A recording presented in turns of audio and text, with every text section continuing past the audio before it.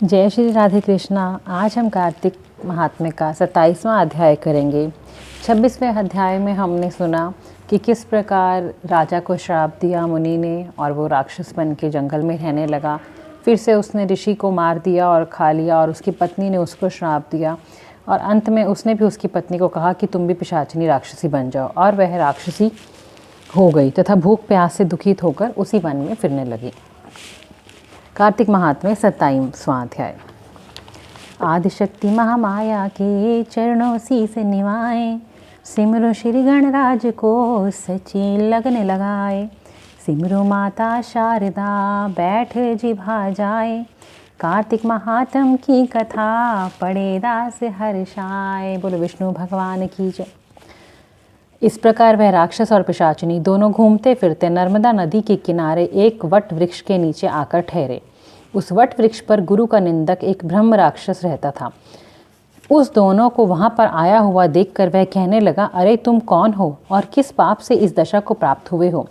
तब राजा ने अपना और पिशाचिनी का सारा वृतांत सुनाकर कहा कि अब आप अपना वृतांत कहिए, क्योंकि हम और आप आपस में आज से मित्र हो गए हैं, इसलिए मित्र से कुछ भी छुपाना नहीं चाहिए। जो मित्र से छल कपट करता है वह पाप का भागी होता है। इसलिए अब आप भी अपना संपूर्ण वृतांत हमसे सुनाइए।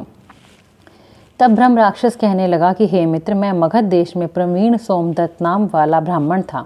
मैंने मद में आकर अपने को बड़ा भारी विद्वान मानकर गुरु का अपमान किया। उसी पाप के कारण मैं इस दशा को प्राप्त हुआ हूँ। मैंने इस योनि में आकर भूख से दुखित होकर अनेक ब्राह्मण खा डाले हैं। गुरु के अपमान के कारण ब्रह्म राक्षस की योनि प्राप्त होती है, यह मैंने भली प्रकार जान लिया है। तब कलमाशपाद ने पूछा कि हे मित्र, गुरु की कोटि में कौन कौन आते हैं। यह सुनकर सोमदत्त ने कहा, वेदों को पढ़ने वाला, सुनाने वाला, नीति शास्त्र तथा वेदों की व्याख्या करने वाला, वेदों के संदेह को दूर करने वाला, भय से रक्षा करने वाला, अन्नदाता, शिक्षा देने वाला, बुरे कामों से रोकने वाला, शवसुर, मामा, पिता, ज्येष्ठ भ्राता, गर्भ से मरण पर्यंत संस्कार कराने वाला तथा राजा, इन सबकी गुरु संज्ञा है। अतएव इन सबकी वंदना करनी चाहिए।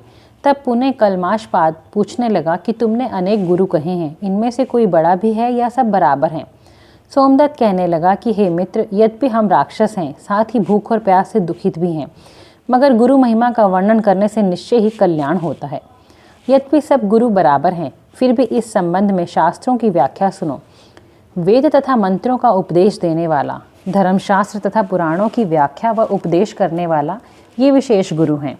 इनमें से प्रमुख गुरु वह है जो देव पूजन कराए, देव पूजा का फल बताए या गुप्त मंत्र का उपदेश दे। हमने गौतम ऋषि से धर्म, अर्थ, काम और मोक्ष के देने वाले सब पुराण सुने हैं। एक समय मैं महादेव जी का पूजन कर रहा था। उसी समय श्री गौतम जी वहां आ गए। मैंने खड़े होकर उनको प्रणाम नहीं किया, वरन पूजा में ही लगा रहा। तब महादेव जी ने हमको गुरु का अपमान करने के दोष में ब्रह्म राक्षस बना दिया। उसी पाप के कारण मेरा अंतःकरण जला जाता है। ना जाने इस दुख से कब मुक्ति मिलेगी। सूत जी कहते हैं, हे ऋषियों, इस प्रकार गुरु महिमा का वर्णन करने से उनके सब पाप नष्ट हो गए। इतने में उन्होंने दूर से आते हुए गर्ग मुनि को देखा तो दोनों राक्षस तथा पिशाचिनी अपने दोनों हाथ उठाकर उनकी ओर आगे भागे कि हमारा भोजन आ गया।